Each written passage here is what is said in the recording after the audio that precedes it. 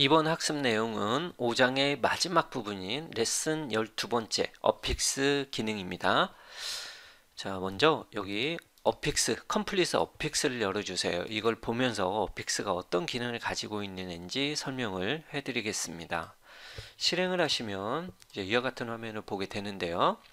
어픽스는 고정시키는 기능이에요. 여기 보세요. 이렇게 스크롤 되다가 어느 시점에 이 탭 메뉴가 메뉴가 고정이 돼야 될 때가 있어요. 왜냐면 만약에 이게 고정이 안 되면 메뉴도 같이 스크롤 돼 가지고 메뉴를 선택을 하려면 메뉴 위치로 다시 스크롤 한 상태에서 누르고 그래야 되거든요. 그런 게 불편하잖아요. 그래서 요즘은 웬만한 사이트는 대부분 이 어펙스 기능을 제공을 합니다. 예, 편하니까요. 그래서 부트스트랩은 이 기능을 기본으로 제공을 하는 거죠. 자, 그러면 다시 이쪽으로 오셔가지고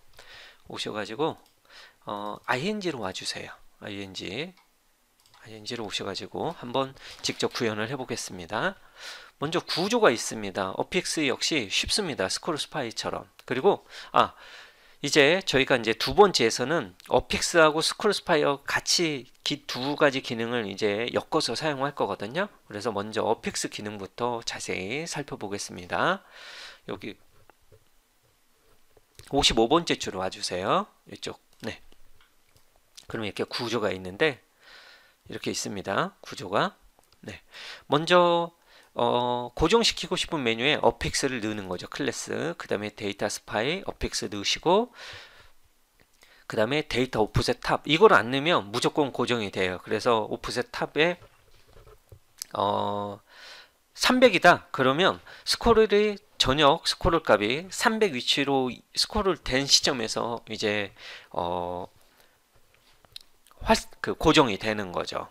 자, 그러면 한번 해보겠습니다. 여기 탑만이 할 수 있는 게 아니라 이 최하위 내용에서도 이제 고정이 됩니다.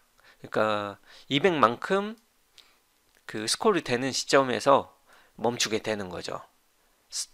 위아래 다 처리를 할 수가 있는 거죠.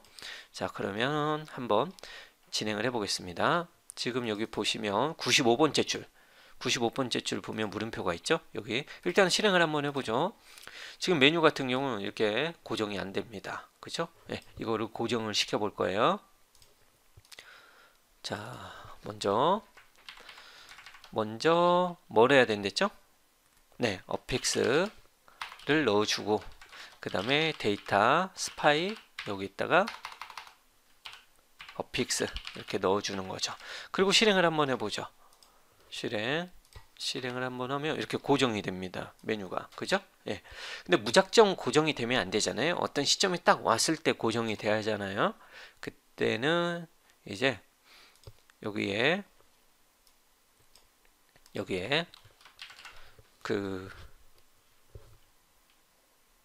오프셋을 넣어주는 거죠. 오프셋이 이름이 뭐라고 했죠? 여기 보면 네, 여기 데이터 오프셋 탑 이걸 넣어주시면 됩니다. 여기 데이터 오프셋 탑 네, 한 300개. 그러니까 이거는 이제 나중에 여러분이 스크립트 이용해 가지고 이 값을 세팅을 할 거예요. 현재 내비 바 위치 값을 동쪽으로 얻어내 가지고 세팅을 하는 그런 작업을 이제 해 주셔야 되죠. 자, 300을 넣었습니다. 그러면 멈추죠? 이렇게 해서 이 정도. 지금 여기가 한 400 한번 넣어볼까요? 400을 넣어서 다시 한번 실행을 해보죠. 그러면 스크롤이 이렇게 되는 시점에 이게 지금 한 400 몇일 거예요. 이 메뉴가 그러면 이렇게 멈추게끔 딱 되는 거죠.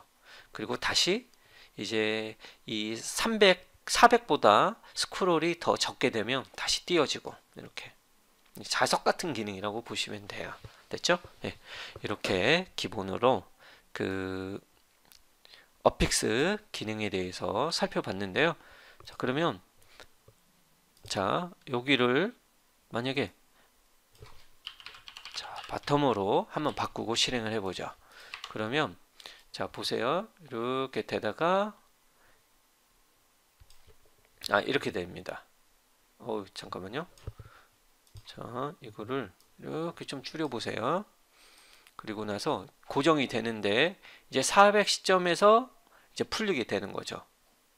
그 말은 여기 보세요. 이렇게 되는 시점에, 그러니까 이 바텀을 기준으로 보면 400에서부터 붙게 되는 거죠. 반대로 말하면 400이 되면 이제 떨어지는 그런 기능이라고 생각하시면 돼요. 됐죠? 일반적으로는 이렇게 탑만 많이 사용을 하죠. 자, 이렇게 해서 기본 그 어픽스 기능에 대해서 살펴봤습니다. 쉽죠? 자, 이어서 어픽스 기능하고 스크롤 스파이 기능하고 합쳐서 사용을 해볼게요. 먼저 2번을 열어주세요. 2번을 열고 실행을 한번 해볼까요? 자, 자, 그러면 이렇게 아까 우리 했던 게 실행이 됩니다. 그쵸? 예. 아까 1번에서 한 건데 이제 스크롤 하면 이 탭 메뉴 내용이 바뀔 수 있게끔 해볼게요. 자, 그러면 70번째 줄 오셔가지고 자, 데이터 스파이, 뭐 다른 기능이 없습니다. 그냥 스크롤 스파이 기능을 넣어주시기만 하면 돼요. 스크롤, 그 다음에 데이터 타겟, 어떤 거를 감시할 거냐, 내비 바 1번인 거죠. 얘를 감시해 주시면 되죠.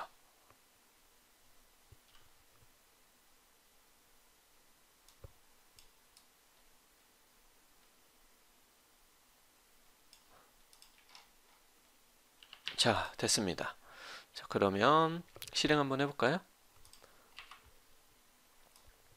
자, 실행을 해보면 이렇게 멈추는 걸 확인할 수가 있습니다. 그렇죠? 멈추고 스크롤 스파이까지 기능이 되고, 이 기능입니다.